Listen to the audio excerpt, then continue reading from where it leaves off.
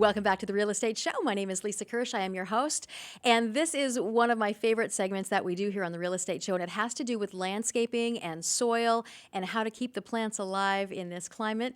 And today we have a special guest joining us. This is Matt Bell. Matt Bell is the soil doctor, and he's with Gardener Supply here in town. Matt, thank you so much for coming in. It's nice to meet you. Thanks for having me. We have a lot to cover today, Yes. and you brought some great pictures for us. So let's go ahead and start with the soil lab. Yeah. What is this soil lab? Yeah, well, as David has come in and he's been talking about the difference in restoration and maintaining, the soil lab is what we use in figuring out the restoration process. Okay. We have the main lab here. We also have a picture. So this is where we actually run the tests. We also have this picture here. This is where we talk with the folks that come in and give them the reports on what we found in their soil. Reports, it sounds so official. Yeah. It's just like homework. We do lots of writing. We have to have the people that bring us in the soil, and then we ask a whole bunch of questions on the soil. Where is it coming from? What kind of plants? There's difference in lawns and trees and flower beds. Sure. So we ask a lot of questions. So again, very homework-like. Homework oriented. So Yeah. besides the homework, bringing you soil samples, how Yeah. much soil would one bring in? Yeah, well, we How actually much do make you that need? easy. We have a 1-inch plastic PVC pipe that we'd actually give you. You'd take it, you'd hammer it into the dirt about 7 or 8 inches deep, and then you bring that soil back in. We have a picture of a lawn. We actually have some pictures in the soil lab as well. So often people will come in and we'll say, hey, this is a good spot, this is a bad spot. So they'll bring in soil from the good spot and from the bad spot. Okay. Sometimes people will have problems with plants. So they'll take a good plant and a bad plant. Again, they just hammer the PVC into the ground, and then they bring that back into us. So the first place, getting a timeline here for my brain. The Yeah. first place to start is I look at my backyard and things just aren't growing. And Yeah. I can't figure out why.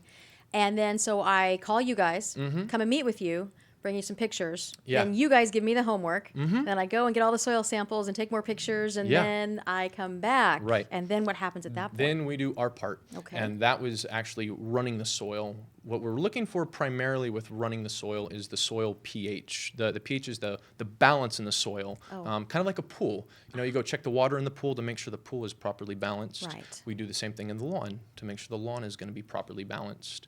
Unfortunately, you do have to do it sometimes in a couple of different areas. Again, like we said, sometimes you want good spots and bad spots. So the more information you bring in, the easier it is to do. I'd actually heard my neighbor one time talking about that, how one corner of his yard could grow everything. Right. And 20 feet away, nothing would ever grow. Right. And is that something that's fairly common in Kern County? Yes, sometimes you even just have spots where there'll just be one section in the lawn that doesn't grow.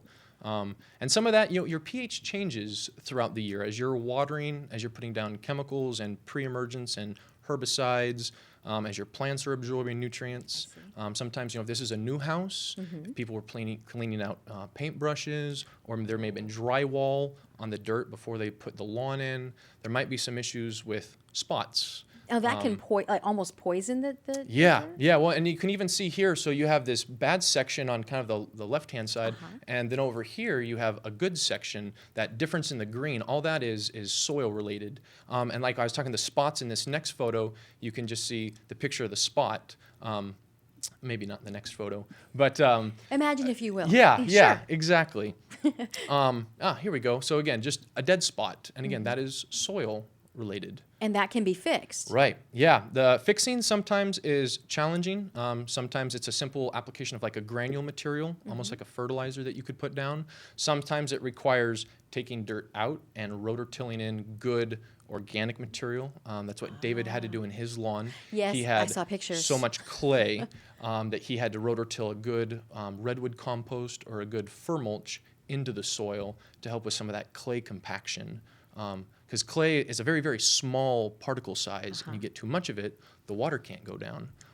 It also has a very brick-like structure that it kind of packs together like bricks, and again, water can't get down. Do we deal with that a lot here in Kern County, the clay? Yes. A lot of rocks, too, I think. Yeah. Just describing my backyard. Yeah, A lot of rocks yeah. there. Yeah. And again, sometimes people don't want to till in organic, so there's things you can do. You can drill holes in your yard, actually, and you backfill them with pea gravel to allow the water to go down, to allow the oxygen to get down. And oxygen. So, yeah. Interesting. Yeah, there's thousands and thousands of little critters that live in the soil, so we want to make sure they have oxygen. Sometimes you get too much water, you can actually kill the dirt, if you will, or the critters in the dirt. Sure. It'll have a smell almost like a sewer system. The dirt will actually have that smell. That'd be something else when we run those samples we're able to find. You can find all that out Yeah, from a yeah. sample. Well, root structure, if the roots are nice and established, if there's insects, sometimes we'll get critters in the tube of dirt. Sometimes we'll see how well the water penetrates. Sometimes it's not clay. Sometimes the water actually repels or sometimes the dirt actually repels the water and the water doesn't leach through. So we're able to see all of that, again, just with the sample of dirt. But all these different things can be fixed. Yes, yes, And they it can all doesn't be fixed. sound like it's a very difficult fix in some cases. No. Many cases, it's just a simple application of granule material and then letting the lawn recover and then maintaining that. Again, once you do the restoration, then you want to make sure you're properly maintaining that lawn. And how often a year would someone have to work on maintaining it? Is it something where it's not looking so right, or is Right. there a set schedule? You want to check your soil at least once a year, just kind of as a general rule of thumb. Sometimes if you see a problem going on, maybe in an area you haven't checked recently, you always start with checking the soil, and then we'll work our way from there. Because that's going to give us the information to springboard into figuring out what is going on with this plant. The root of the problem, Right, if you will. exactly. So can the pH change on its own? Yes, Oh, okay, yeah. so it could be fine one checkup, and the next checkup it is way Yeah, out of whack. even the watering can change the pH. Let's talk about watering. Yes, yeah, Okay. especially in a year like this year with Yeah. the drought. Again, as we're looking at the soil, first of all, we want to make sure the water is going to go down properly. Again, with the soil lab, we're able to see, is there too much clay? Is that going to inhibit the water from draining? Is the soil hydrophobic? Again, is it not allowing the water to penetrate properly? Once we get all those things dialed in, then we make sure we're going to water enough. And we do that. We set out like tuna cans, cat food cans, some kind of a flat dish, flat side, set those out over the lawn. You actually turn your sprinklers on for a set time, we'll say 10 minutes. You actually measure how much water you get. Because in the summertime, like right now, a lawn needs about 2 inches of water a week. I'm writing this down. Yeah, 2 inches, 2 inches a week. inches a week. Okay. Right. So if you turn your sprinklers on for 10 minutes and these tuna cans, you can go and measure, and we'll say that you get a half an inch. Well, if in 10 minutes you get a half inch, 40 minutes gives you 2 inches a week, and you divvy that up by your daily watering. Interesting. Yeah. So then you have the water going down to the roots, and you have enough water. Wow. Yeah. There is a real science to Yes, this, isn't yes, there? there is indeed. So Fascinating. it's a lot of work, but once you do this work, then you can spend the time enjoying and just maintaining the yard. So the first thing people need to do is how I guess they wouldn't know unless they came and talked to you. Is that just a funny spot, or is it something bigger? Yeah. How quickly can grass die out? Say I had this spot and I didn't pay attention to it. Can you actually kill the grass and then have to start over again? It can be very quickly killed. Sometimes if there's like grub worms that are eating it, you might go out one day and then 3 days later you're like, this spot is growing. That's new, right. Sometimes it's over time that you have these spots where it's just not looking good, and then a couple weeks later you're like, whoa, it's dead now. Yeah. So again, whenever you start noticing the problem, you always want to start with the soil. You know, a lot of people start with, let's put more water on Right. it. Let's do this other stuff. 85% of the time, it's all that soil issue. That pH is not right. And even the pH scale, you can see the picture here that the scale itself is kind of deceiving because we shoot for a neutral pH. Just like a pool, right. you want everything properly balanced. And if you get too alkaline, which is to the right side, or you get too acidic, which would be to the left side, those nutrients in the dirt aren't able to get absorbed into the plant. And sometimes people will come in and their pH was like 1 point off. And they're like, well, that's not much. But it's really like 10 times more. The number scale that they use, it's a very rapid growth. I see. Yeah. So we talked a lot today about grasses, but Right. you guys also can help with shrubbery. Yeah, and shrubs, vegetable plants. gardens, Oh. plants, trees, everything is a little bit different. So when you come in, we always ask, where's this from? Is this from a lawn, a flower bed, tree areas, shrubs? Because we'll need to curtail the information based on the type of plants that we're trying to grow. Sometimes there's even a specificity with the type of plant.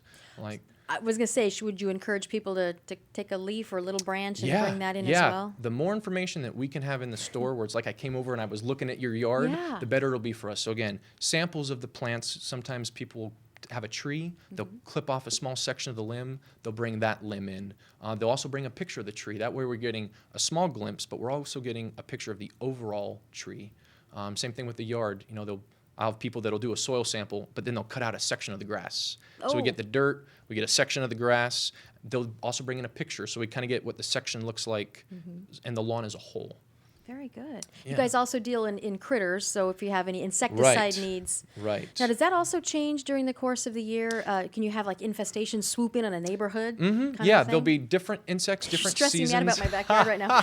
Well, you don't want to stress out about it. But again, that's really what we want to do is we want to educate people that come in and go, these are problems this time of year. Again, we have a maintenance calendar that often helps with going, hey, these are some weed problems, so let's prevent these weeds. We'll do, these are some insect problems this time of year. So if you do a lot of the prevention stuff, if you do a lot of the front homework, then again, that maintenance is a lot easier to do. So this is not the dirt pile you want us to bring with us when we come see you. No, this is actually a Okay. picture of, remember I was talking That's about tilling David's, in, fixing the yes. physical nature of the soil because he had so much clay.